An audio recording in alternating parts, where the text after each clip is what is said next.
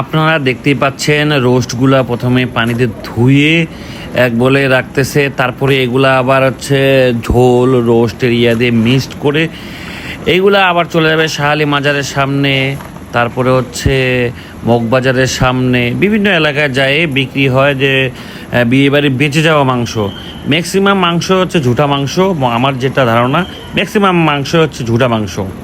এই জায়গায় এটা মুরগি 2-2.5 কেজি ওয়েট আছে, এটার প্রাইস অনলি 600 টাকা। যাক আজকে ডিসকাউন্ট দিয়া 550 লাগাইয়া দিলাম, একদম 2-2.5 কেজি মুরগি আছে। ভিডিওটি দেখার পরে যদি আপনি শেয়ার না দেন তাহলে সচেতন কিভাবে হবে মানুষজন।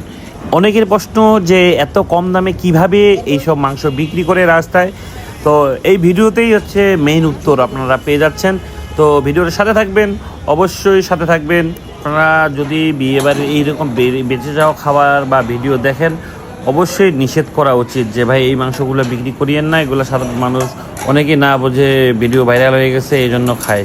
আপনারা অবশ্যই সচেতন হবেন, অবশ্যই এই ভিডিওটি যাদের চোখে পড়বে এইসব মাংস খাওয়া থেকে বিরত থাকবেন। আর আপনাদেরকে বারবার সচেতন করার জন্য এই ভিডিওটি তৈরি করা। অবশ্যই শেয়ার দিয়ে ফলো করে পাশে থাকবেন, লাইক কমেন্ট করবেন, কমেন্টেই আপনাদের মন্তব্য জানাবেন যে এই ভিডিওটি করা ঠিক হয়েছে কিনা। আর এরকম ভিডিও যদি আরও চান তাহলে আরও আমরা চেষ্টা করব বানানোর জন্য। ধন্যবাদ।